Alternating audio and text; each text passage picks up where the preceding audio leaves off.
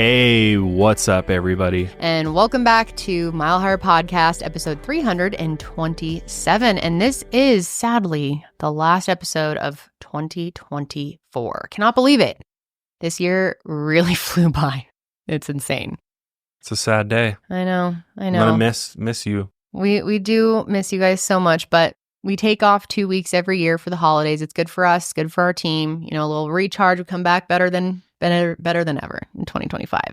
That's the goal. That is the goal. That is the goal. I feel like it helps me a lot to have some time off and, you know, recharge. Spend time with our family, our daughter, you know. Yeah, it's the and holidays. You guys should be off the, you know, computers and phones and everything too. There's a lot of downtime during the holidays, though, so people need podcasts, man. I get it, because a lot of the podcasts that I love also take breaks over the holidays. And then you're I very get sad and I have nothing to watch. So I Yeah. get it, but we'll miss you guys and we'll be back before you know it. And also on that note, we wanted to say a big thank you to everyone who has supported our show, you know, this year, but throughout the years as well. You guys make it happen, and Mile Higher Media as a whole, Mile Higher Podcast has had a fantastic year, and that would not be possible without all of you. So thank you. Yeah, thank you. It's been awesome. I mean, what a great year it's been. Mm-hmm. We got to cover a lot of very interesting topics and important cases, and you know, thanks for taking the ride with us as we've evolved over the years. Mm-hmm. But tons of great content planned for 2025. Yeah, we're only going to take it a mile higher from here. We say that every year. That's right. But that's the goal. So yeah, we'll be back July. We're taking 7 months I'm off. taking half a year of January 9th. Excuse me. Mm-hmm. We'll be back January 9th. January 9th. Oh, and before we move forward too, I also wanted to remind you guys that our holiday matching program is still in effect until December 27th. Correct. You know? So any gift that you make towards Higher Hope is going to be doubled by us. Your gift goes twice as far, and we would really, really appreciate the support. We've got some big projects in the works for 2025 on the Higher Hope side of things, and we could use all the support we can get. So, and again, thank you to everyone who has supported it so far or has already made a donation to be matched. We are very, very grateful.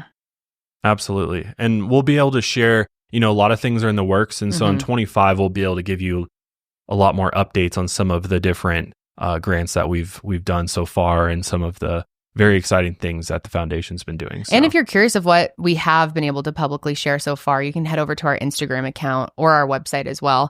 But our Instagram is higherhope.org. Yes. And we have a few posts of some cool projects that have been in the works. We just worked on a grief center down in Tennessee, and that's finally launched. And there's pictures of it in action, and it's really exciting to see. And that would not be possible without all of you. Not only donations, but just supporting our shows. So yes, huge thank you to all of you. But yeah, with that being said, today's episode is covering the disappearance of Kelley Brannon. And this is a truly a mystery as to what happened to Kelley Brannon. It is. Yeah, one that I'm still scratching my head about, and I haven't really been able to make up my mind on exactly what happened to her, because there's a lot of different theories, and there's a couple persons of interest as well. There's no suspects in this case. She's just missing still. Yeah. So we're going to be covering that case. But before we get into that, last week, if you listened, we covered the UFO hearings, and of course, a few days after that all, you know, happened, we're now hearing reports of unidentified drone sightings, specifically over New Jersey and New York, in the thousands. What? There have been 3,000 at least reports that have been reported to the FBI of these unknown drones, and the military has already confirmed these are not our drones. Nobody knows who these drones are, and these drones range in sizes, which is so bizarre. So some of them look like, you know, the drones that we have, the little like consumer drones, but then there's people reporting there's drones the size of like vehicles. Whoa, what? Sometimes in like 15 feet in length. Huh. And nobody knows whose they are. And Well, it's just this mystery at this point. have we And tried like shooting one down and seeing what it is? well, I think that's what we're going to have to start doing. But again, they're over cities like Brooklyn, over and major they're cities in big, New too. Jersey. They're It's massive. dangerous. So yeah, it's very dangerous. Yeah. But no, it's this whole mystery that they actually had the House committee actually had a hearing on this. Oh, really? Because obviously people are concerned, especially if you tell them that they're not ours. So whose are they? Are they thinking it's probably foreign adversaries? Well, that's one theory, but I mean, who really knows? And if we don't even know for sure if all of these are drones, in fact, but there's like swarms of them. Whoa. And I think in the past we reported on unidentified drones in other parts of the country as well. But for some reason, there's this like hotspot going on over New Jersey and New York right now, and it's got people concerned. So it's a story that I'm certainly following because that's pretty frightening, honestly. Yeah. Well, by the time this episode goes out, because we record about a week early, who knows? Well, if there's any updates, if they figure it out, we'll post it below or somebody comment. But show notes. I just wanted to, because I've been getting blown up about it, and I've been following it, as I'm sure many of you out there have, especially following our UFO episode. I was like, oh, we got to mention this real quick. Yeah. But wild times we're living in. Oh, to say the least. My God. What is 2025 going to bring? I know. We shall see.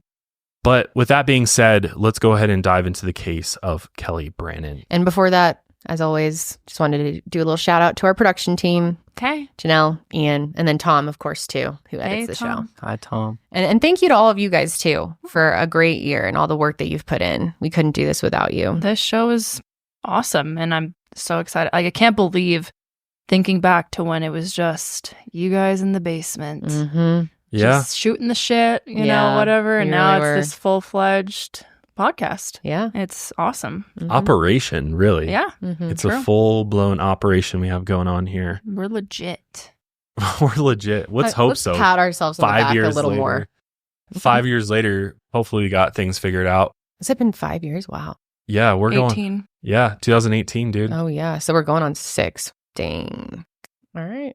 So yeah, the Kelley Brannon case is super, super interesting. And there have been a lot of people really, boots on the ground working really hard on this case. Some investigators and, just journalists and things like that. But also just the community has really come out in large numbers for Kelley because she was such a loved person.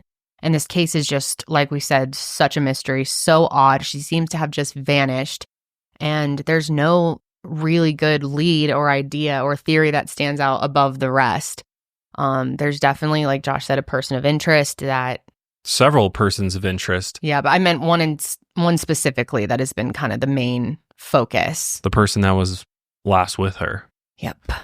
But I do want to give a shout out to Katie Kaplan, who's the local investigative journalist who really has done most of the reporting and investigation very dedicated on this case. To the case. And if you want to check out her podcast, it's Too Sleuths, which is, I listened to it, very good. So yeah, they've got a 2-parter on this case specifically, and it's excellent. Highly recommend it. They really deep dive, and yeah, they have firsthand experience because she was out there for a lot of it. Yeah, well, Ian reached out to her, and so they've been interacting over email about this case. We want to make sure that we're getting all of our facts right, and she was able to give us some updates too. See if there's anything new. So yes, thank you, Katie. You are fantastic. Really admire your work and passion for this case.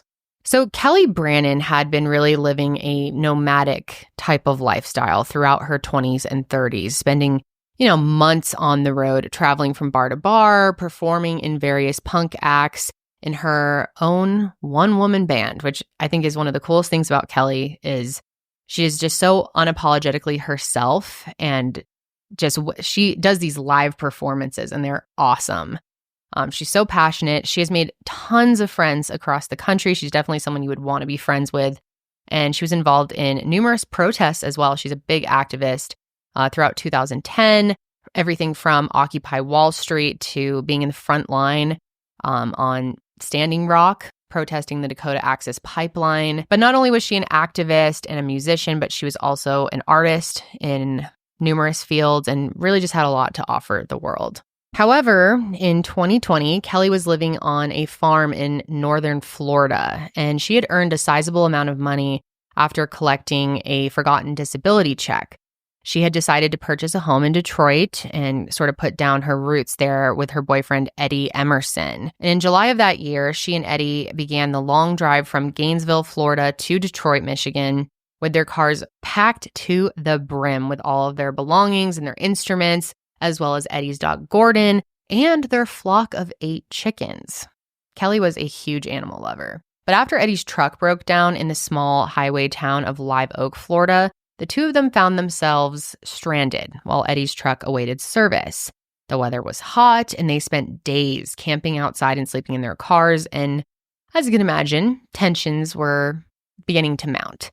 And after deciding to rent a motel room, the two of them got into a very heated argument, and Kelley spent most of the evening drinking in the parking lot. After she left a voicemail on Eddie's phone, which you will hear later in the episode, at 12:59 a.m., she was never seen or heard from again. And 4 years later, after thousands of tips have rolled in, and there's been several potential sightings as well, also 6 persons of interest, people are still trying to answer the question, where is Kelley Brannon? I don't know about you guys, but personally, the last place I want to spend my time is the mall. I hate shopping in person. I hate dressing rooms, despise them. You know, it brings me back to traumatic moments from my earlier days. And so I like to do all my shopping online, but honestly, I've got a pretty bad sense of style. So I have been using Stitch Fix for the last couple of years. You guys have heard me rave about Stitch Fix so many times, but truly it is one of the most amazing services out there because shopping and figuring out your style can be challenging. And when it comes to getting dressed, I don't even know where to start some days. And that's why I love my Stitch Fix stylist, because she knows what's going to work for me, and I get pieces that make me look great and feel confident. And it could not be easier to use. All you got to do is give your stylist your size, your style, and budget preferences. And what's also great is if you get pieces that, you know, just didn't do it for you, you can easily send them back. Shipping and exchanges, returns, all that is free. It comes with a little prepaid mailing bag. You just throw everything in there, throw it in your mailbox, and you're good to go. They even have it for men and children. Yes, they do. I gotta say, the best part, even better than the return process, is that you don't have to deal with stores. You don't have to deal with crowds. You don't get the stress of the shopping experience. It's all done for you, and you get personalized looks that you love, and Stitch Fix just makes it so easy. So personal styling for everyone. Get started today at stitchfix.com/milehigher. That's stitchfix.com/milehigher. Before we talk about the events leading up to her disappearance and the events after, let's talk a little bit about, you know, where she came from, her childhood to some extent. Although there's not a ton of information about her childhood, we've got some of the information that's been made public. But Kelley Brannon was born on May 2nd, 1984, and she grew up in Charlestown, New Hampshire. Charlestown is a population of only around 5,000 people, but within that small population was a vibrant local art scene with dozens of art galleries and DIY music venues lining the historic downtown and the scattered suburbs. And it's through this small art scene that close friends and family credit Kelley's lifelong love of the humanities. However, Kelley's life was marked early on by tragedy. Her father died suddenly of a heart attack when Kelley was only 5 years old. And this event, as you can imagine, was extremely traumatic for the family, that Kelley developed PTSD, actually, which she would suffer from for the rest of her life. Kelley did have a brother as well. However, he suffered from mental health issues of his own, and the two were really never that close. Instead, Kelley was extremely close with her mother, Chris, who was a teacher and developed mental health issues of her own following the death of Kelley's father. And throughout her life, Kelley has been extremely protective of her mother and has kept in contact with her nearly daily, even as she traveled across the country. So even as Kelley would travel and meet new people, she maintained close relationships with her childhood best friends like Cheryl Speake, who described Kelley as, quote, a true free spirit. And after graduating high school, Kelley bought a used car and an Atlas and spent a gap year traveling across the country. Halfway through the year, her car broke down, leaving her stranded. However, she was undeterred and continued to hitchhike from Mexico to Canada. Her desire for education also matched Kelley's free spirit. After her year of travel, she returned to the East Coast and got her bachelor's in fine arts at the Massachusetts College of Art and Design. She then received a master's degree in creative writing from Goddard College in Vermont. She's an excellent writer. Lots of poetry and other writing samples that you can actually see on her blog, which is still out there, and we'll of course have all that linked. But just a truly artistic, I think free spirit is the best way to describe her. She truly is a free spirit, just kind of goes wherever her heart takes her, wherever she feels like she wants to go, she just goes. And says what's on her mind, and is just very comfortable with who she is. Absolutely. So following school, Kelley continued traveling across the United States, and for a while, she was documenting her journey across various blogs and art projects as well. And while she was most known for her music, she also released short films, documentaries, photography projects, and also poetry booklets. So just a very well-rounded, very artistic person who was constantly expressing herself in whatever medium she wanted to at the time. Around 2009, Kelley settled in the Bushwick neighborhood in Brooklyn, where she would stay for the better part of the next 10 years. And it was here that Kelley became invested in her local community of artists. She would host an open mic night at her local bodega and a poetry and storytelling show called The Brews, and performing her solo musical act called The Baby Killers, where she would focus her lyrics on women's rights, injustices perpetrated by the state, and other issues that Kelley was a very fierce activist for. So just to give you an idea of some of the work that Kelley did, here is a pitch trailer with Kelley introducing her short film, Empty Spaces. My name is Kelley Brannon, and I am the writer and director of the film Empty Spaces. Empty Spaces is an art house dark comedy revolved around a group of rowdy and disenfranchised female artists who encounter a mysterious woman recently escaped from a mental institution. I want to say quickly that if you guys are interested in that short film, there's a lot of clips from it, from Empty Spaces, on her Vimeo still. So you can watch it. It is pretty funny. It's a cool story. It's a really unique idea. Yeah, it is. So can we link that below for people? I think so, okay. Yeah. Okay, we will do that. Activism was really central to Kelley's life, especially after moving to New York. In 2011, she spent weeks camped out at Zuccotti Park on Wall Street as part of the Occupy Wall Street protests. She was even a member of a march that consisted of Occupy Wall Street protesters walking from New York City all the way to Washington, D.C., to bring the protest to the nation's capital. She would even travel to Standing Rock in 2016 to protest the Dakota Access Pipeline, as we mentioned earlier, which threatened to overtake and ruin Indigenous American land. Kelley spent the longest period away from New York in 2015 when she moved into an abandoned property in Detroit, Michigan. The property included a Victorian-style mansion and a small structure she intended to fix up and turn into the deserted street theater, named after all the other abandoned homes in the neighborhood. Kelley even planned a documentary during this time where she and her friend were going to hitchhike from the East Coast all the way to Los Angeles in order to attempt to meet filmmaker Vincent Gallo. However, this project and the Detroit house were canceled when Kelley had to return to her mother's house and help clean it after she had been experiencing a hoarding issue. After this, Kelley returned to her apartment in Bushwick. The next few years were stable for Kelley. She continued organizing open mics and poetry nights in Brooklyn, and even formed a new band called the friendly See You Next Tuesdays, another punk band with an activist intent. Except it wasn't actually called See You Next Tuesday. It was the real world. Yes. Yeah. But YouTube cannot handle that. No, apparently they're a bunch of babies, but I love that name. It's awesome. However, in 2019, Kelley's Brooklyn sublease was about to end and she found herself at a crossroads. She could either remain in New York or hit the road again.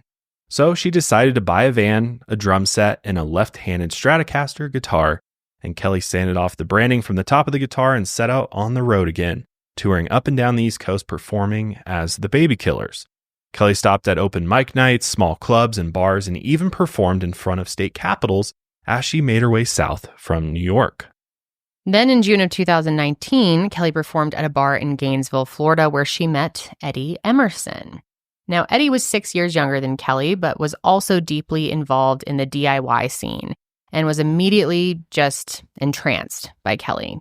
He saw her as this badass, quote, raven-haired musician who immediately impressed him because she performed alone and with a left-handed guitar, which is pretty rare. I understand there's not many of these left-handed guitars out there, and it's actually a pretty big element of this case. Yes. They're looking for this guitar now. Right. Not in the same quantity as a right-handed guitar, yeah. Right.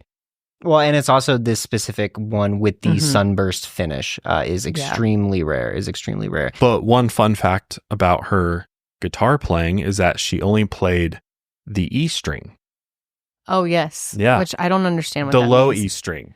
Help explain for those of us who are not musically So talented 6 at all. strings on a guitar, and it's the thickest string, also the lowest note Mm-hmm. on the guitar. And so she would just play that all day long, which most people play all 6 strings. She'd only play one for whatever reason. She's just unique like that. Yeah. Definitely a unique way to play. So left-handed, only playing the low E string on the guitar, which I think is interesting too, as we'll talk about it later on, that when you look, if you play a guitar for a long time, you can see the wear and tear from playing it. And so her guitar, not only is it a left-handed, Sunburst Stratocaster, but you could probably see that only the E string's been played and the other strings have not, because you can see wear on the actual strings themselves, on the fretboard and things like that. So could be another way to identify her guitar, which her guitar is missing and a big part of her, of this case and her disappearance, which we'll talk about later. But just keep that in mind.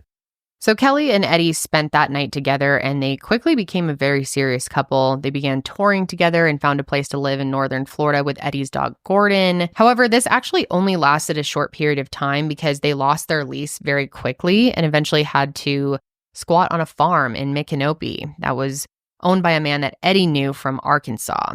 And this is where their relationship really began to sour. Kelley had suffered PTSD ever since the death of her father and had become a heavy drinker to cope. And Eddie really only fed into this, drinking heavily as well, and was really unable to control his anger issues. And I can imagine it was much worse when he was drinking.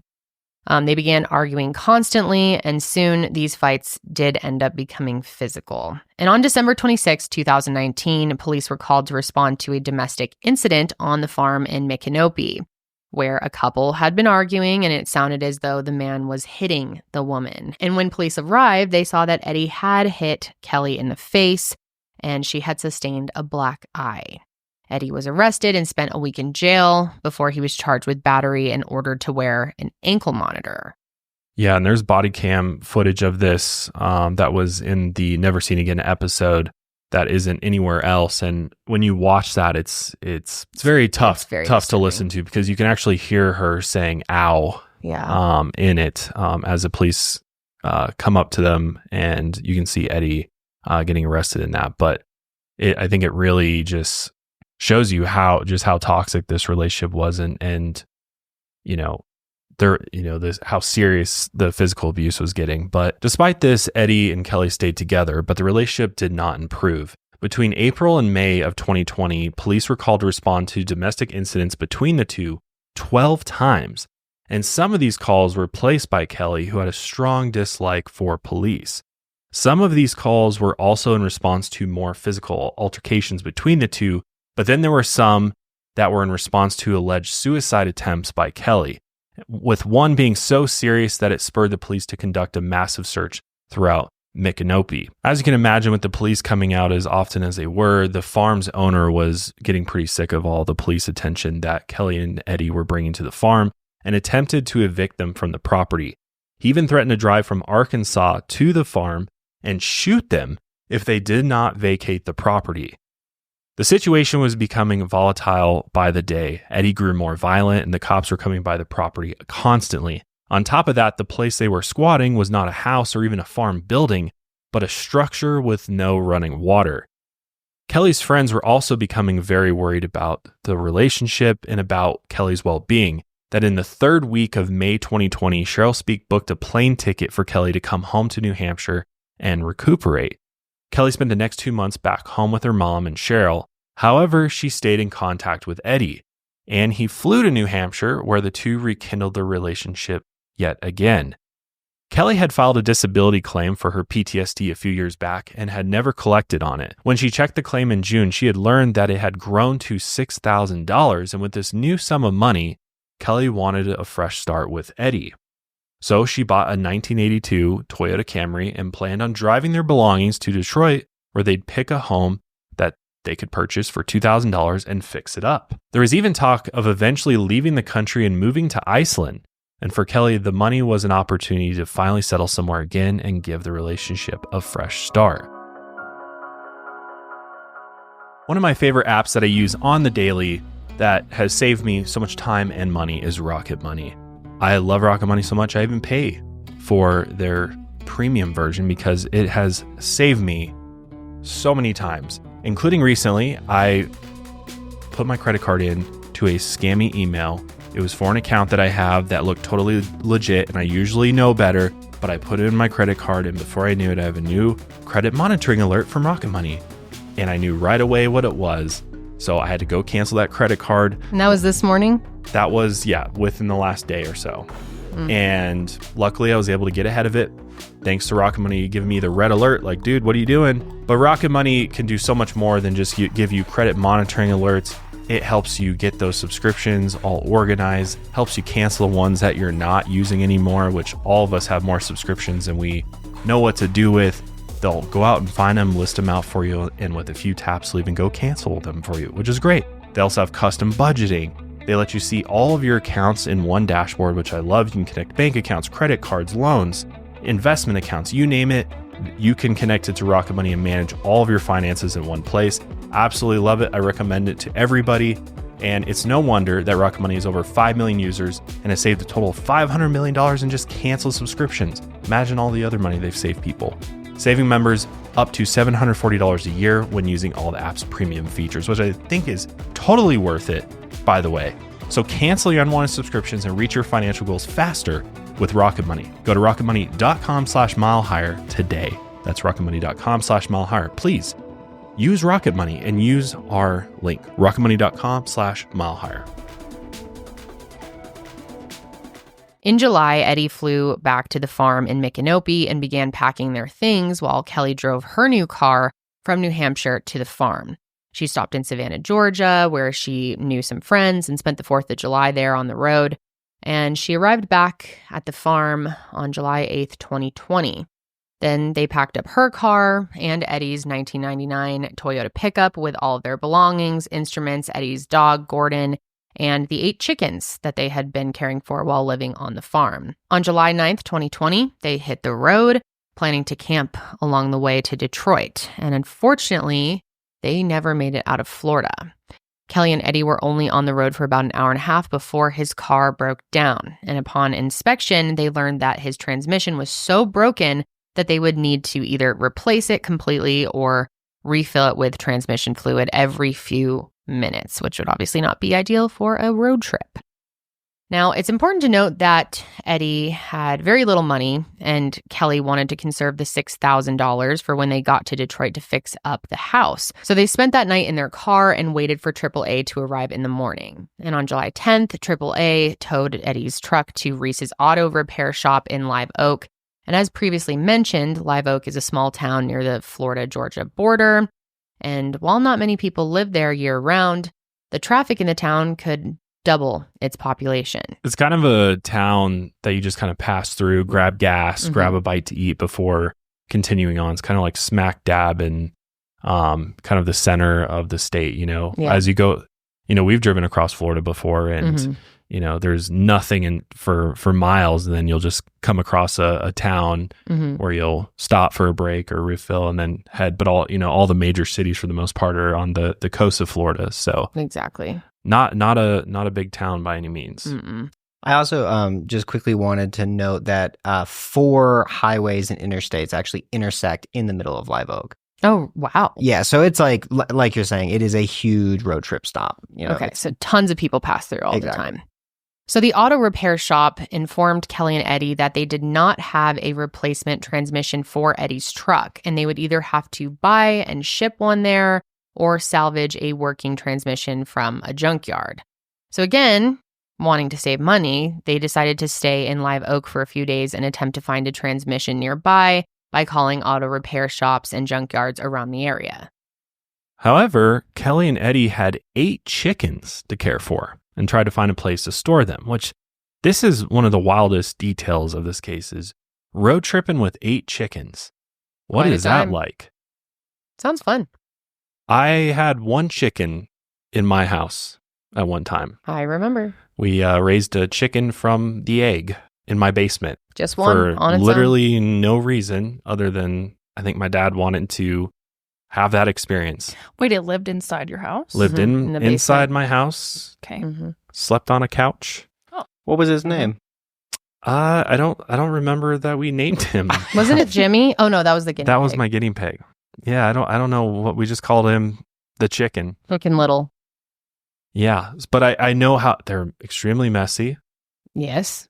so keeping 8 chickens in a dog kennel while you're traveling across the country, that's something not everyone would do. Yeah. So I Quite the commend them experience. for doing that. That must have been kind of wild. But they're like, we got to go stay in a motel.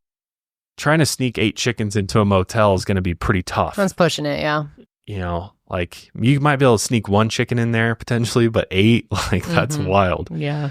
You can't exactly potty train a chicken. And tell it not to balk. Isn't that what they do? Bok, cluck, Cluck. cluck, cluck, cluck.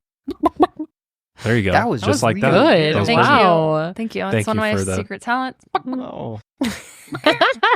So Kelley and Eddie are trying to find somewhere to house their 8 chickens, while they figure out the truck situation. So they stop by businesses in town, including a daycare, which I kind of see why you would try a daycare. Chickens, toddlers. I got these same 8 cute diff. chickens. You can let the kids feed them and play with them. Yeah, it can be like a Montessori experience. Exactly. Bring a little petting zoo in there. So totally get that. So, they're going around asking anyone that they can if they would be willing to take care of their chickens. At one point, while they were at a sandwich shop, they met a man named Alfredo and his friend who worked at a restaurant in town called Armando's. And the similar names have led to a lot of misinformation, just FYI, but it's important to note that Alfredo has no connection to Armando's. Alfredo took a liking to Kelley and Eddie and offered his farm for them to store their chickens. So they drove 20 miles to Alfredo's farm outside the town and stored the chickens in an unused coop. Eddie and Kelley then headed to Lake City, where they attempted to rent a room at a cheap motel. However, Kelley ended up getting into a heated exchange with the motel owner over the dog Gordon, who was not allowed to stay in the room with them. This got to the point where police were called, but luckily they ended the dispute and no police report was made. But because of the dog, they ended up spending the night in Kelley's car. The next morning, July 11th, Kelley and Eddie had breakfast at Waffle House in Lake City before returning to Live Oak. There, they spent the day walking around the historic downtown area and checking out the local shops. They bought a tent for $3 at a thrift store and even went to a frame shop where Kelley befriended the owner. They ended up drinking some wine together, and Kelley even drew a picture of Eddie, and it seemed like things were starting to settle down for the couple. And without telling Alfredo, Kelley and Eddie returned to the farm and in their new tent camped out next to the chicken coop. The next day, July 12th, they drove to St. Augustine to check out a potential transmission for Eddie's truck. However, it was unfortunately not the right version, so they instead checked out the beach in the state park and camped there, which is not a bad place to camp.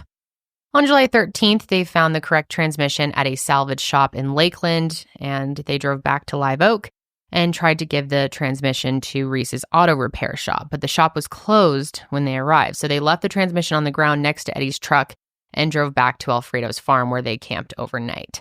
Then the following day, July 14th, Alfredo's wife, who did not know that her husband had allowed them to camp on their property, discovered them sleeping next to the chicken coop, and she was not happy. So she forced them to leave and take their chickens with them. And when Kelley and Eddie arrived back at Reese's in Live Oak, the mechanics informed them that the salvage company listed the transmission incorrectly and that it wouldn't work in Eddie's truck. So major bummer. Kelley at that point just wanted to go ahead and get the truck towed back to Detroit and get back on the road. But Eddie said, quote, "Just give it one more night." And after a few days camped out in the humid Florida summer, temperatures were exceeding 100 degrees. Humidity like 60, 70, 80%. Oh, that's got to be Brutal. Yeah.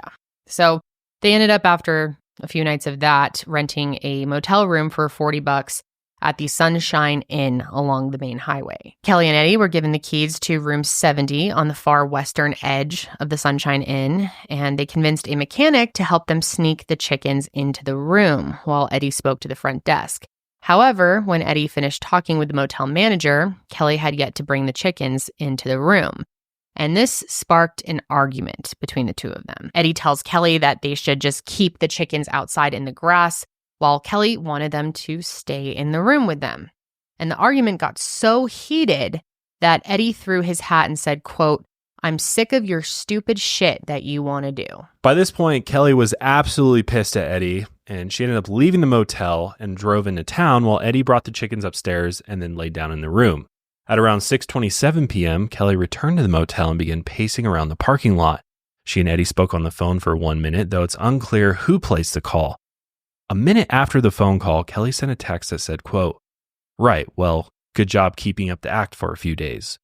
Kelley continued to text Eddie saying that she hoped he enjoyed the room and that he could reimburse her later before sending another text that said his ex could come down and keep him company instead. At 6:34 p.m., Kelley sent 2 more texts, the first referencing how he only cared about his truck and that she had already spent $200 on his, quote, bullshit. However, the second text was deleted. The two continued texting, and Eddie responded with short texts that read, quote, "Sorry, could you bring back a pizza or something?" To which Kelley responded, quote, "Seriously, I'm not your fucking lassie. You're going to have to do better than that." I think she meant lackey. Lassie?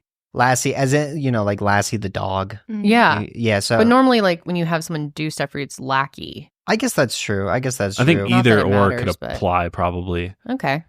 Lassie would bring you stuff. I also will say you're not far off because looking through the text, there are a lot of grammatical mistakes. Yeah. She was drinking. At this point, she wasn't drinking that much. Yeah. But throughout the night, there are like a lot of grammatical and spelling mistakes within the text. Yeah, I think that's what that was. Kelley seemed to warm up a little to Eddie after this, telling him not to let the chickens out before she showered, and said that if he wanted pizza, he'd have to dance for her and send pictures. Eddie then called his mom at 6:48 p.m. and their conversation lasted around 21 minutes, and it's unclear what they discussed on the phone. Kelley texted Eddie at 6:57 p.m. saying, quote, "Coming back with supplies, I'm expecting a dance." Kelley returned to the room later in the evening with a pizza and a bottle of wine. She sat on the other bed and Eddie hugged her. She said, quote, "You know I could have just gone back to New York myself," to which Eddie just responded, quote, "You go back to New York then." This created another argument, and Kelley grabbed the pizza and wine before leaving the room.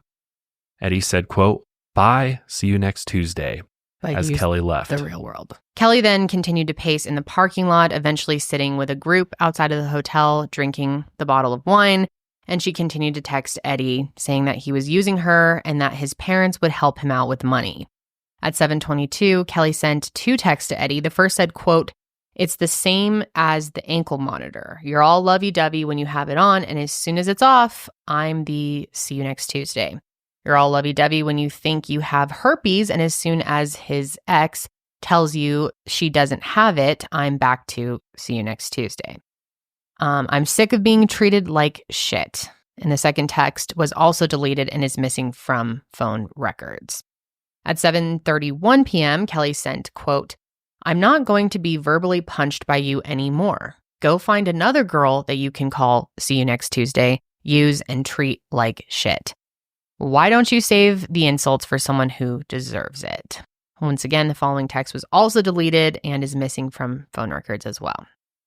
They continued to exchange messages. Eddie said that he needed to get Gordon's bowl and his phone charger from the car. However, Kelley's response was deleted and missing from the phone records. Then they continued to text, and Eddie said that his phone was about to die around 8 p.m. Kelley said that he had the charging cord, but Eddie said that he left the charging block in her car. Kelley then told him that he had the charging block, and they continued to text. There are multiple missing text messages, which is important to note as well. Eddie then knocked on the door to the room next door, a man named J.R. Bonnell. And he answered, and he asked J.R. if he could help him move the chickens downstairs since they had started smelling up the room. It'd be an interesting request to get. Someone's knocking on the door.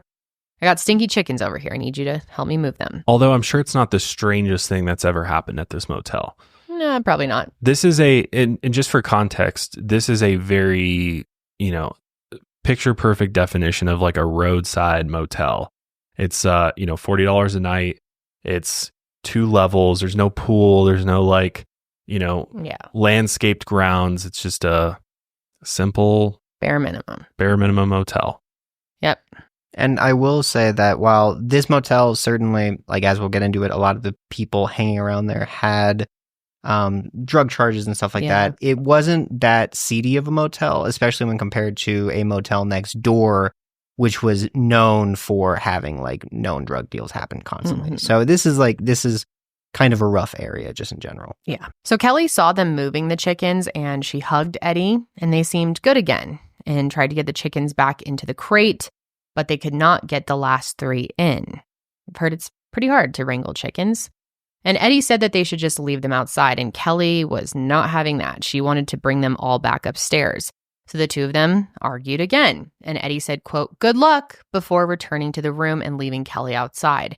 It's important to note that they needed a physical key to enter the room, and Eddie was the only one with a key. Kelley then sent Eddie 9 more text messages, 5 of which were deleted. At 10:30 p.m., JR knocked on Eddie's door and told him that Kelley, who was very drunk at this point, was trying to drive. So Eddie went downstairs, took Kelley's car keys, and returned to the room, locking her outside. At 10:51 p.m., Kelley sent, quote, "Thanks for ignoring me and locking me out, con man. I hope you're sending lots of hearts to all your old hookups." Kelley continued texting until 12:35 a.m. when Eddie finally responded, saying, quote, "Why don't you come to sleep?" To which she replied, quote, "Sure, they'll be proud you fucked this bitch once and for all and got a car out of it," referencing Eddie's family. Kelley continued texting until 12:59 a.m. when Eddie claimed he turned his phone off and went to sleep. He may have turned his phone off to conserve battery if he really didn't have his charger. Something to know. Kelley then left a voicemail on Eddie's phone.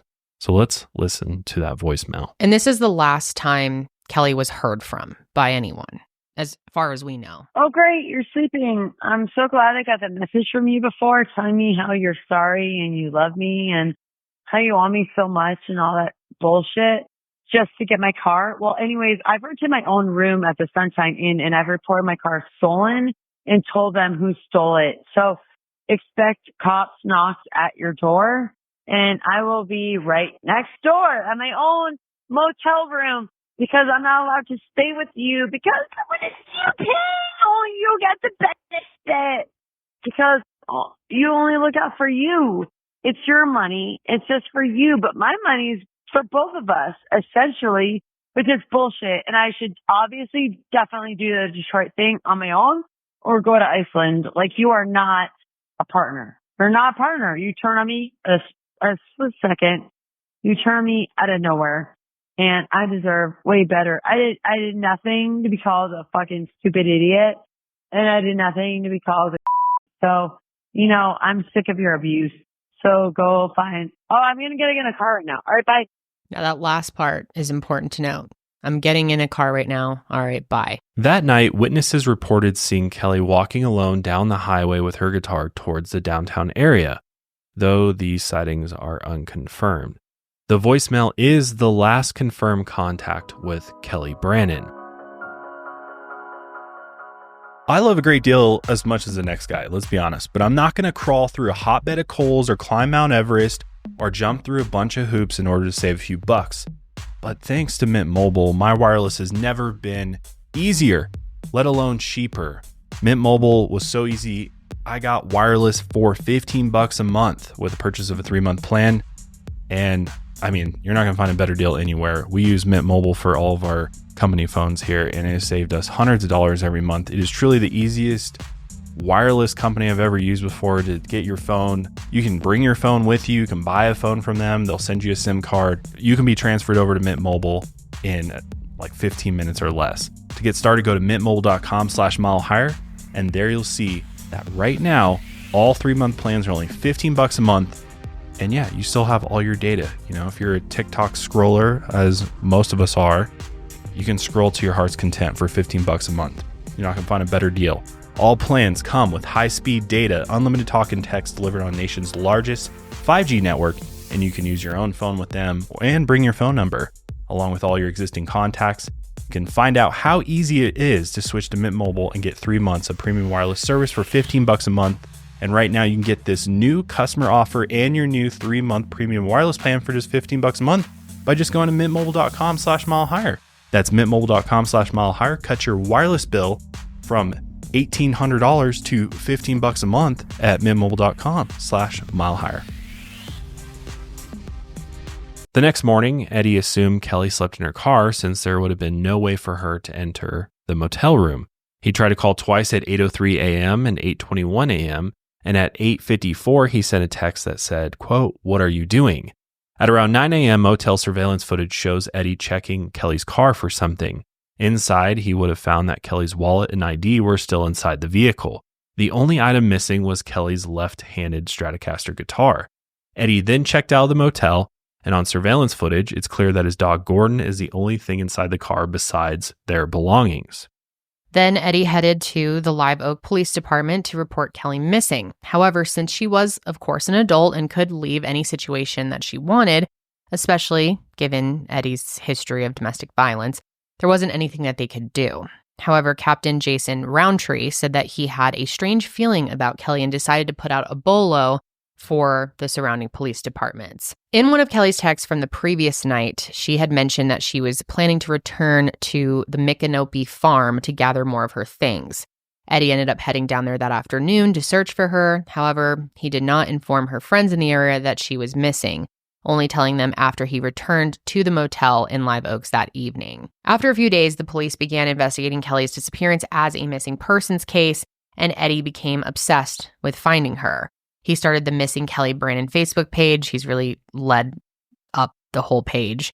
And he used her credit card to print missing posters and called the LOPD nonstop, calling them up to 6 times in 1 hour. And these calls became so constant that Jason Roundtree said that he could have actually charged Eddie for interfering with the investigation.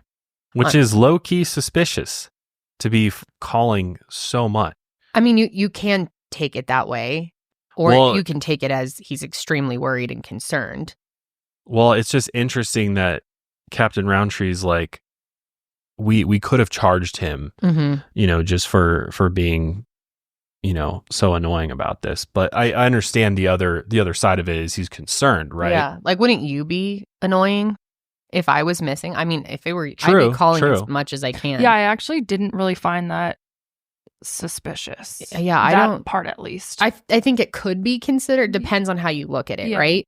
But I I would think do I think many people in that situation would do that and probably have done it. And I think it's honestly a little extreme to say we could have charged him. But I think from his perspective, knowing Eddie's history Right. and knowing, after talking to people around there, what was going on, from Captain Roundtree's perspective, I think, he's probably in his mind thinking This is he a may suspect. be involved. Yeah. And from his prior experience, maybe be like, why is this guy trying to see where we're at with everything constantly? Is he trying to, stay ahead of our next move? You know what I mean? Or it can be seen as like staging concern. Right. So depends on how you look at it. I also think it's important to know, we mentioned this later on, but LOPD only has about 20 officers on the force. So Oh, wow. Yeah. every single time Eddie calls, they have to follow up with it. And so I think that's more so what Roundtree is referencing, like interfering with the investigation by literally like stopping it He's every slowing couple it minutes. down. Yeah, slowing it down intensely. Okay. Yeah, that makes sense too. Because he's also like feeding them information and things that he wants them to look at or do.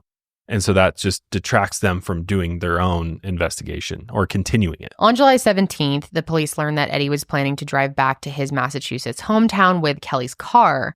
Even though Eddie wasn't a suspect yet at this point, he was LOPD's strongest person of interest, and they needed an interview. The police conducted a 3-hour interview with Eddie and obtained search warrants for their cars and belongings.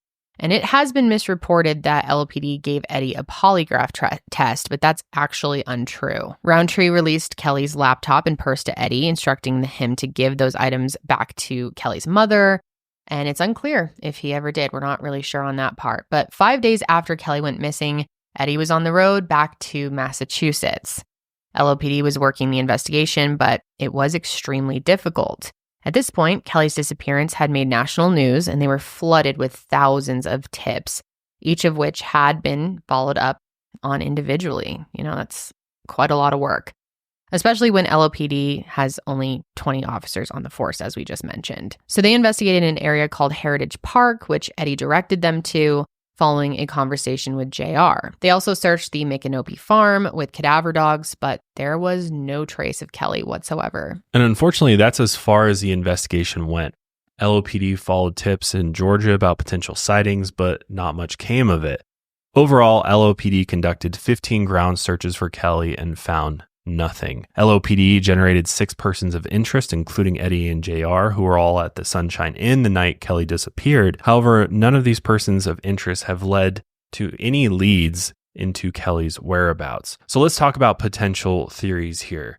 For one, friends and family do not believe that Kelley willingly disappeared because, I think that's one of the most likely ones, especially based on the circumstances. She was fighting with Eddie. Her voicemail says, I'm thinking about just going to Detroit on my own and doing this thing by myself. But the thing about this theory is that Kelley was extremely protective of her mother and would not have gone years without speaking with her to ensure that she was okay. She would not have just up and left and stopped contacting any of her friends and family. Aside from Eddie, JR is the most suspicious of the 6 persons of interest. Now, most of the suspicions at JR came from Eddie himself. While Eddie was still in Live Oak, JR told him that Heritage Park was the most likely place for someone to go missing. However, when they arrived, it was clear to Eddie that JR just wanted a ride to the park for him to buy drugs, which I just wanted to mention. JR is a convicted felon, so keep that in mind. When Eddie checked out of the Sunshine Inn, he asked JR if he could store his musical equipment in his room. JR agreed, but when Eddie returned, all that musical equipment was gone. When Eddie returned, he found out that JR had pawned off all the equipment. Police were able to recover it, and Eddie decided not to press charges, which it's important to note here. If JR was involved with Kelley's disappearance, wouldn't he have tried to pawn off her guitar as well? Eddie claimed that JR tried to get Kelley to enter his room while she was pacing around the parking lot, but this is unconfirmed. JR told LOPD that he had gone to bed shortly after he told Eddie that Kelley was trying to drive her car around 10 or 11 p.m. However, other people hanging out in the parking lot saw JR out and about much later than that, and nobody saw him leaving with Kelley. LOPD forensically searched Eddie and JR's motel rooms, but this was a month after Kelley's disappearance and both rooms had been cleaned multiple times. LOPD did collect a few items, but they didn't lead to anything. Now, there are 2 big pieces of misinformation that have been widely spread when it comes to Kelley's case. For one, that Armando's restaurant had something to do with it. And this came from the fact that the man who let them use his chicken coop, Alfredo, was with someone who worked at Armando's when he met Kelley and Eddie. And while they did eat at Armando's while they were in Live Oak, the restaurant having any connection to her disappearance is just not true. And when the private investigators who were looking into Kelley's disappearance arrived at Armando's, those working there got up and refused to speak with them. And while some say that this is suspicious, it's more likely that they just didn't want to talk to people that they thought were with the police. Armando's was known as a sketchy place with drug deals and an illegal nightclub that was run after hours, but the restaurant was never involved in human trafficking or anything like that. The other big piece of misinformation is that Kelley's phone pinged off of a cell tower in downtown Live Oak at around 2 a.m. However, this is unconfirmed. Eddie found this information from a woman who advertised herself as a missing persons expert online. Eddie granted this woman access to Kelley's laptop and Gmail, and when she saw that Kelley's Gmail synced with the cell tower, she assumed that it had pinged.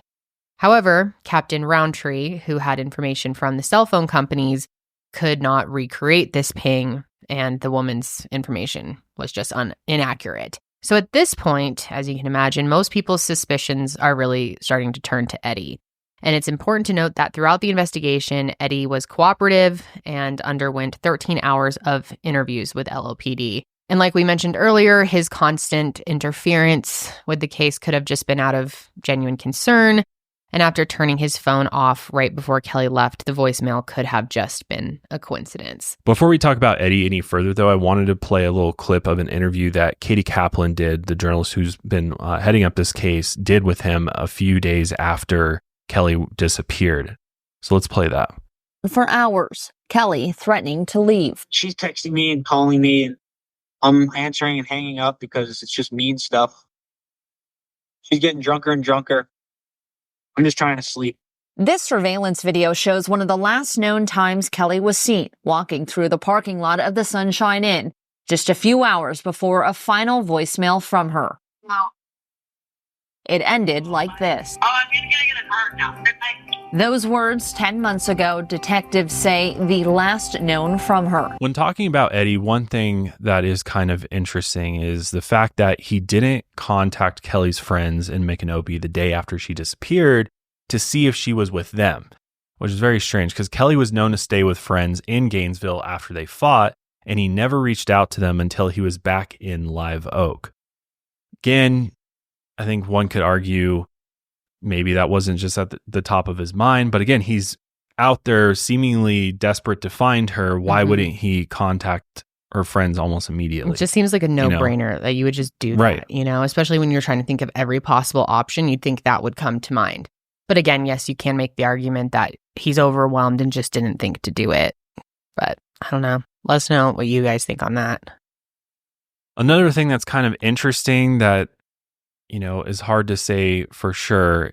One of Kelly's audio engineer friends has said that the voicemail that she left may have been doctored. This friend put that voicemail into audio software called Isotope, where they could identify a point in the recording that appeared to be a splice or a digital change. The cut was too clean to be ambient or analog. The only explanation other than editing the audio is that the cell network may have glitched. So this one, I think people kind of go back and forth. There hasn't been like a forensic expert who's looked at the audio to, really examine it. Right. There's just somebody who does audio engineering. One important thing to note, though, is that Eddie was experienced with audio software, being a musician, recording his own music. It is possible he could have done something like that. Right. I do, from Katie, I have this answer. I asked her directly about if she thought it was doctored, and she said, quote, possible yes, probable no. When you listen to arguments in favor of that theory, it can be compelling, but in my experience covering murder cases, I feel it is unlikely given when she was last seen on camera and when the voicemail came through on Eddie's phone. If she was murdered in a crime of passion and the voicemail is part of a cover-up, then the alleged killer would have had to either have the recording already made or have acted pretty quickly under duress. So, yeah, I think it's very unlikely.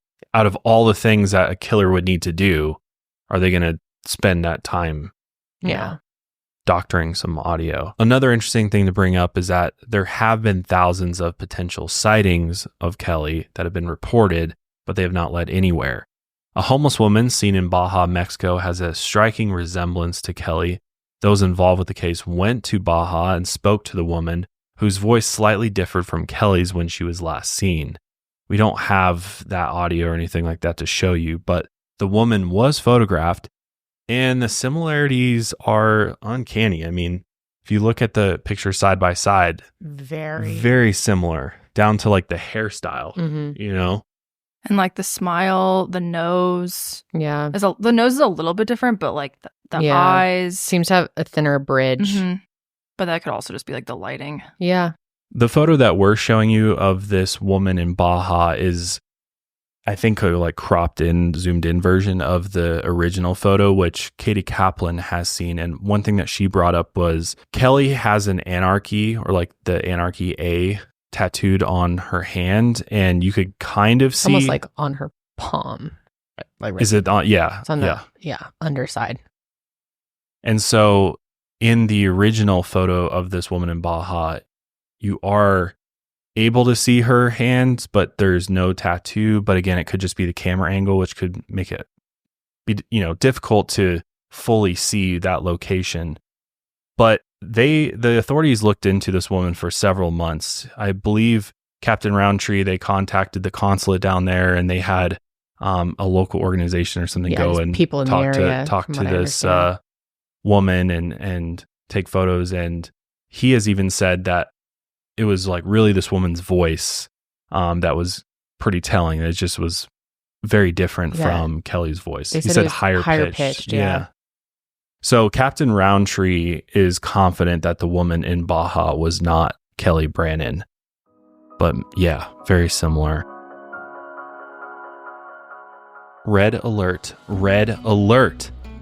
If you're somebody out there who rents, you need to listen up, because if you haven't heard of Built, you're about to thank me. Earning points on rent is now a reality. You can earn points on virtually anything else. but now you can earn points through Built just for paying your rent every month. You don't even have to check with your landlord that you haven't talked to in 6 months to start earning points that you can use toward flights, hotels, fitness classes, and even your next rent payment. So let me break it down for you. It's very, very simple. There's no cost to join Built, and as a member, you'll earn valuable points on rent and on your everyday spending. Built points can be transferred to your favorite hotels and airlines. So just for paying your rent, you can send yourself on vacation or to visit your family or to, just go on a solo journey somewhere. They have over 500 airlines to choose from and 700,000 hotels and properties around the world that you can redeem your Built points toward. Points can also be redeemed towards a future rent payment and unique experiences that only Built members can access. So it's kind of like an exclusive club. Now is the time. Start earning points on rent you're already paying by going to joinbuilt.com/milehigher. That's joinbilt.com/milehigher. Make sure you use our URL so they know we sent you. Your boy over at Mile Higher, Josh, sent you to joinbuilt.com/milehigher to start earning points on your rent payments today. So it has now been over 4 years since Kelley Brannon went missing in Live Oak, Florida. Captain Roundtree did give an update about the case last year, and he stated that the case still hasn't gone cold, which is good news. We also did get an update as well. Ian, if you want to jump into that. Yeah, so you'll see this event that was held in 2023 reported as an update into the case. In reality, I reached out to Katie, and she was at this event, and what she said was, the event was hosted by Suwannee Valley Unsolved, which is a local nonprofit that raises awareness about cold cases, and it was more of a presentation of the case to the public by investigators who went over the timeline and answered questions from the public. Some of Kelley's friends were there in person via live stream and had the opportunity to ask questions directly of the investigators. There was no new information released, but my notes, Katie's notes, from the event do highlight some interesting logistical details. They interviewed roughly 24 people who were involved at the motel that day, and they did at least 4 interviews with Eddie that collectively lasted more than 14 hours.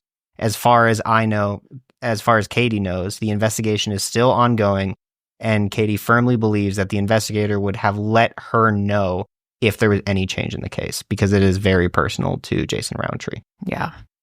And didn't she give you an update on the chickens as well? Oh, yes. So that's the other thing, is that it's not really reported what happened to the chickens after all of this, but according to Katie, she said that Eddie left them behind at the Sunshine Inn, and they were still hanging around the motel a few months later. Wow. Motel chickens. That's pretty crazy. He would just leave them. I know. Especially because they were so important to Kelley that's really such a slap in the face to her. That's what she would have wanted. I don't know, that really bothers me. I mean, and especially since that is what ended up leading to her disappearance, is this massive fight. Right. You would think out of guilt you would do that. Right. I don't know. That's odd. Also, this is some unfortunate news. Kelley's mother, Chris, did pass away in 2023. And this really confirmed to Kelley's friends and family that she was not willingly missing, because she definitely would have seen her mother before she passed. And there's one piece of evidence in Kelley's disappearance, and it's the only belonging that is missing from her car, and it's her guitar, as we mentioned earlier. And LOPD has told people to be on the lookout for Kelley's left-handed Stratocaster guitar with the branding sanded off. So if you're in the music scene or have friends in the music scene, check in with them, see if anyone has seen this guitar, because it could be something that cracks this case wide open. And of course, anyone with information about Kelley Brannon's disappearance is asked to call Captain Jason Roundtree of the Live Oak Police Department at 386-362-7463. And important to note, anonymous tips can be made through Suwannee Valley Crime Stoppers at 386-208-8477. To wrap up this episode, let's kind of go over the different theories here and different options that could have happened, because I think when you hear everything, I think most of us naturally gravitate towards Eddie. I think because of his history and the fact that they were, kind of fighting off and on, and the last text conversations they were having, and then her voicemail. I think it's very clear that she was very upset with him. She's, basically saying, I'm going to leave you. I'm going to go do this on my own. I'm going to go to Detroit, and I don't need you. I don't want you anymore. And I think based on statistics with domestic violence, we know that in a lot of cases, the one closest to the, the victim in these types of situations is the one who's done it. Again, no evidence of that with Eddie, but I think most of us just kind of lean that way naturally because we know this. However, I do have to trust that the investigation that Captain Roundtree and the Live Oak Police Department's been doing, and it seems like they've done a really good job, a really thorough job. Yeah. They've done searches of the area, and I think, yes, there's still some questions on, did he actually just go to sleep? Did he actually just stay in the motel that night? And we have no way of knowing for sure what happened after he sent that last message and said he went to bed. We have no idea. So is it possible he was still potentially involved in some way, shape, or form? Yes. But again, there's no evidence to back that up. And he has said himself that he had nothing to do with her disappearance. He's also been asked, did you murder Kelly? And he has said no. I do think it's interesting, though, that a polygraph test hasn't been administered, although that would be totally voluntary. And most people are going to decline that because of, they're not always reliable and they're not admissible in court. So I get that. It would be interesting, though, if he would voluntarily take one, because just be interested to see what the results are. I think the more likely scenario here is I go back to JR and I go back to this motel, the area of town of which it's in. I did a little research. Live Oak, just in general, has a very high crime rate and a very high violent crime rate.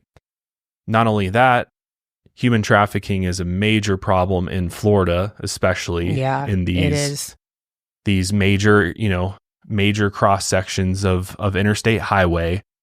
That's where human traffickers target their victims, is in these areas, because they can get out of town very quickly and it's like they were never there. So those two scenarios come to my mind as well. The thing about JR that's interesting is that Katie Kaplan did a background check on JR, and he has a rap sheet that includes a history of violence, and he's actually currently in jail for not only drug charges, but also for possession of a weapon by a felon. So I think that gives you a little bit more information on who this guy is, and is he capable of doing something to Kelly? And in my opinion, I think absolutely, because you have to also remember he was kind of making advances at her. He's inviting her to come into his room and stuff, and maybe it's one of those situations where he got upset, or maybe they had some type of interaction later on. Again, he just said, oh yeah, I was in my room at 10 or whatever. But even Eddie has said himself, he's like, nobody goes to bed at 10 o'clock at this motel. Everybody's everybody's out at night, hanging outside the motel. There's drug deals going on. So it's very possible that JR then never went to bed at 10, like he said, and he came back out. Because one of the unfortunate things with this particular case is that their surveillance footage, there was multiple cameras at this motel, but only one camera was working. As always. Yeah.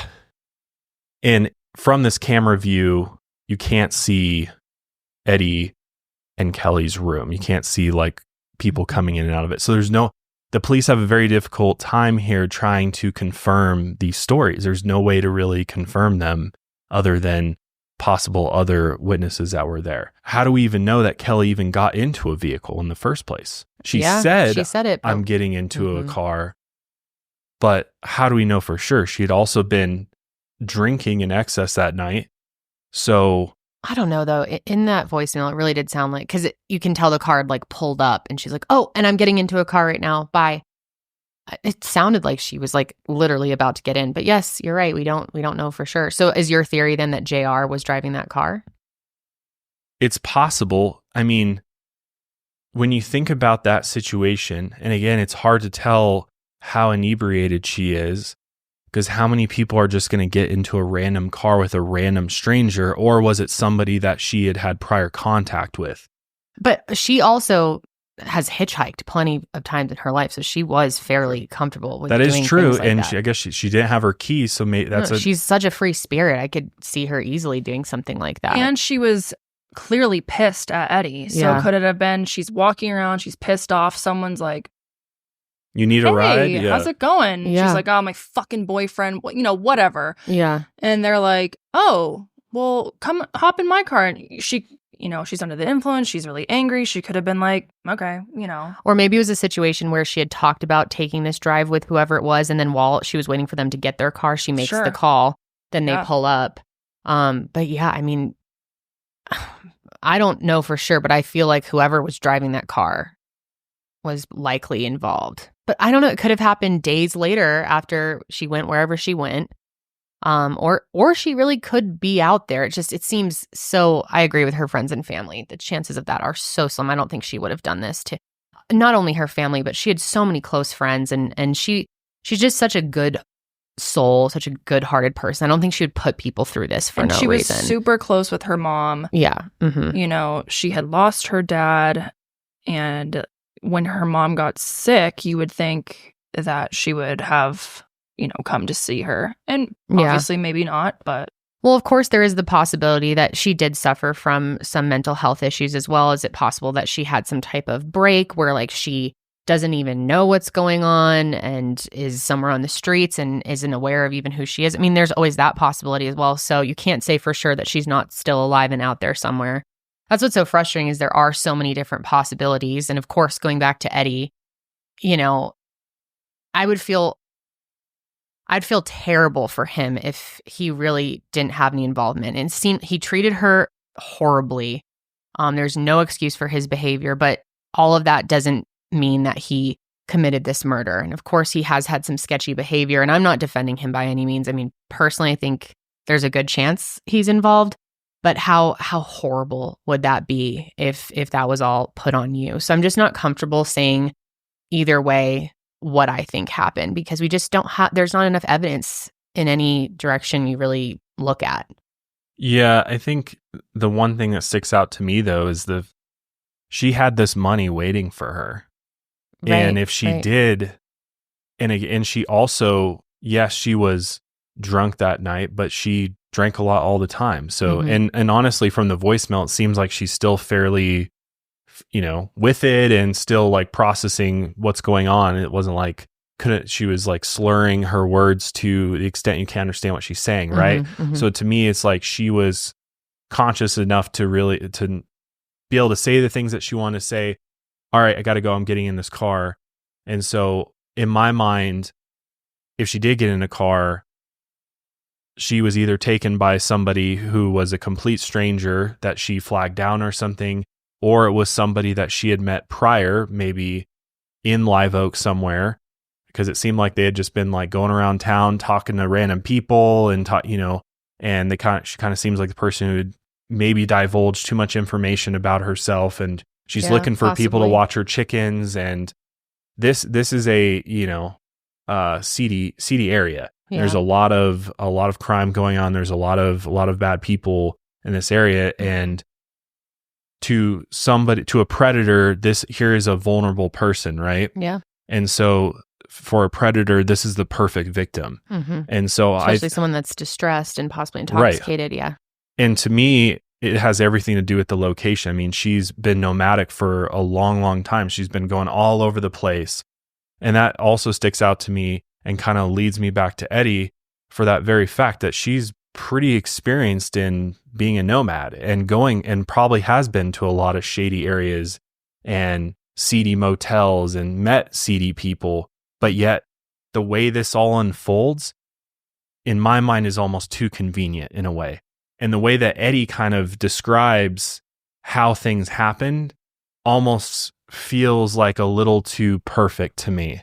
And I think the issue is that there's just no evidence to go off of that leads you farther down that road, as far as Eddie being involved in her disappearance. And I think that's the most difficult part is unless Eddie knows something that he's not telling people and he comes out and says it, or somebody else comes forward with some information that somehow, because if you think about it, him pulling this off also seems very difficult too. Yeah. In the time period that this all happened.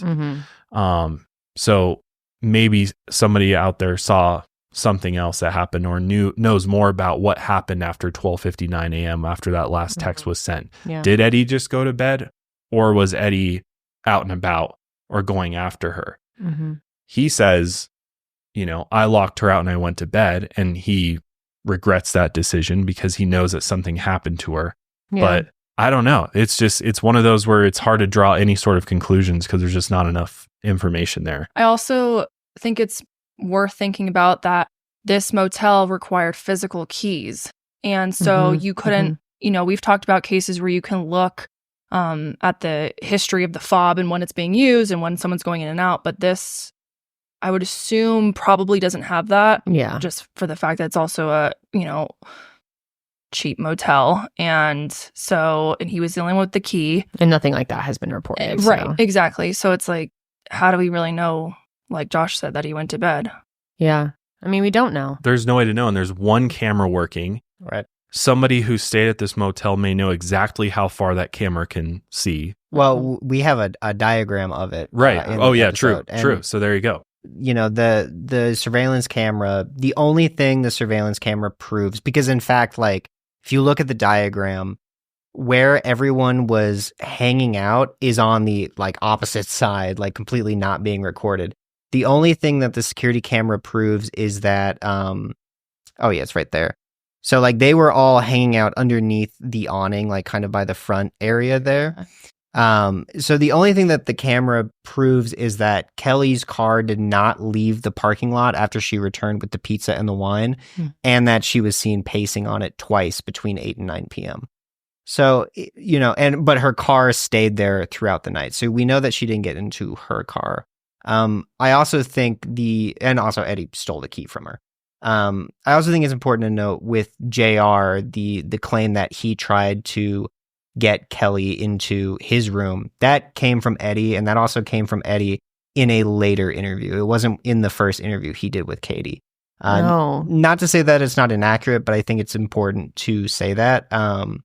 And the final bit of information I think that's important just when it comes to theorizing all this is that if we are thinking if she got in the car, like for real, she did lie in that voicemail saying that she got her own room at the Sunshine Inn. She said, I have rented a room, and she didn't. There's no record of that. Yeah. So there is That's chance. a good point. Yeah. I think there is a chance that she was just kind of saying that to rile him up. Now, some people claim at the end of the voicemail, you can hear someone begin to say a word that starts with the letter N, like no. But it cuts off right after that click. So there is a chance she was with someone else. It also could have just been other people in the parking lot.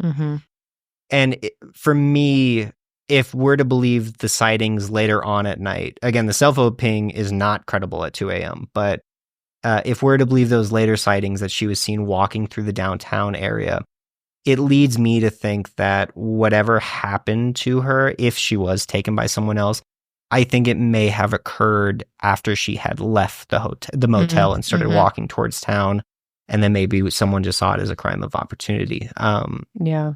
Which is interesting because the PIs don't necessarily think that. Right.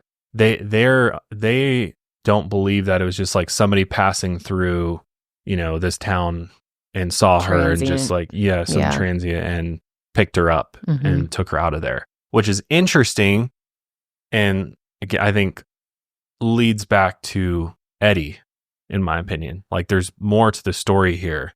Than what we have. I certainly get those vibes from him. It's so hard to say. Like I said, I really don't want to. No, and I'm not saying he did anything, but I just think it's sketchy. It's very sketchy. And what was the episode? There's an episode on this. It's really well done. Never Seen Again. Never Seen Again. Yeah. Right. Thank you.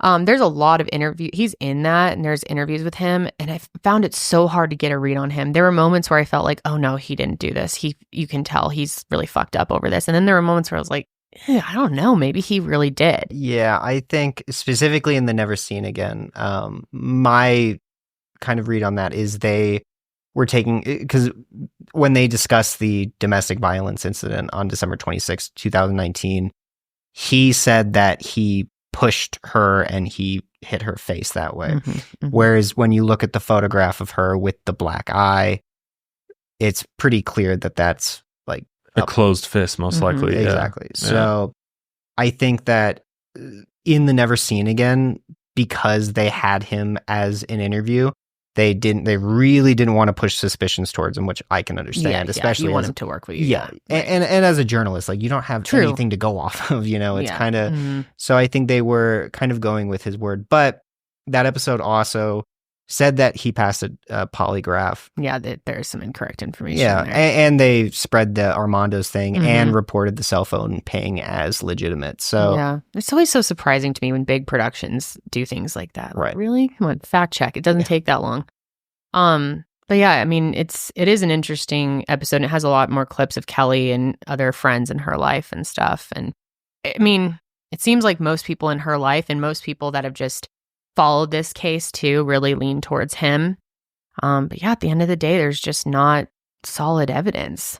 He did say in the episode, he admitted to calling her a "see you next Tuesday." He said he felt horrible about it because in her voicemail, she also said that he called her stupid, or he called her stupid, and then the actual quote from, at least according to Eddie, is that "I'm tired of all this stupid shit you do." Yeah. So I don't know. I think it's interesting if you're interested in the case. It's kind of interesting to watch that episode just to at least hear from him and kind of get a read on him for yourself. But yeah, it's just terrible. Hard. It's just hard to ignore the history. Yeah, it is. And it's hard to ignore statistics around domestic violence and outcomes. And that's what gets me. I think there's absolutely a possibility that it could have been somebody, involved in some type of human trafficking ring or sex trafficking ring that could have saw her as a victim because, they saw her as a vulnerable person and inebriated and took advantage of that, possibly. But again, it's hard to ignore everything else that we know. Yeah. And it's hard to believe his story. And that's the problem with this case, is that the only things we know is because of Eddie, pretty much. Right. And he really has led up a lot of the search for her and ran the Facebook page, and you can look at that two different ways. Either he's very concerned and trying to do everything he can for updates. Yeah, it's just the same thing there. But then on the other side of the coin, sometimes in we've other seen cases, people do the that. Killer's doing that. Yep, and doing interviews too. So I don't know. And it's important to note as well that Eddie no longer runs the missing Kelley Brannon Facebook page. Right, that was taken over by... I'm not sure who runs it now. I can't remember who either. But yeah, not him anymore. It's definitely for the best. he's out off the grid now. He's back in the Northeast, I believe. Kind of just staying offline. Yeah, I don't know if he's off not the really grid. No, I'm not. I meant that as a figure of speech, but off the radar more. Right. Yeah. Right. Yeah, which you can and take that two different ways saying too. He's trying to stay out of the drama and stuff. And which I can't. Which you can see both sides. Yeah. Yeah, I don't want to make excuses for him. Yeah. I mean, I don't think he's the greatest dude ever, but I think if you've been through. If you really didn't do anything and thousands or hundreds, probably thousands of people have accused you of doing something so horrible to someone that you cared about, it would make me want to get off the because that's pretty horrible. But then you can look at it the other way, that he's wanting to lay low and that's for a reason. So it's just really hard to really say at the end of the day. I don't feel comfortable really aligning with any theory or person. My computer just died. I was about to read this. But there is, in the email from Katie, there is an update. I asked her, are there any updates about Eddie? And her answer, I think would be good to read right about now. Okay. I was about to read it, but then here I got it. What does she think about the theories surrounding Kelley's disappearance? And Katie Kaplan said, "This case is so compelling, as there are so many potential outcomes of what may have happened that cannot be ruled out at this time. Sometimes I lean one way, and then the next day I will lean another. From what Live Oak PD has told me on several occasions, they do not even know if she is dead or alive. Was she murdered in a crime of passion by her boyfriend with a history of domestic abuse? by a sordid figure at the seedy motel took advantage of a vulnerable woman? By a psychopath who just happened to be driving by or passing through the transient town late at night? Is she being held in someone's basement? Or was she sold into a sex trafficking trade that plagues this part of the country? Did she die by suicide in a rural field nearby? Or did she skip town deciding she was fed up with her life and just doesn't want to be found?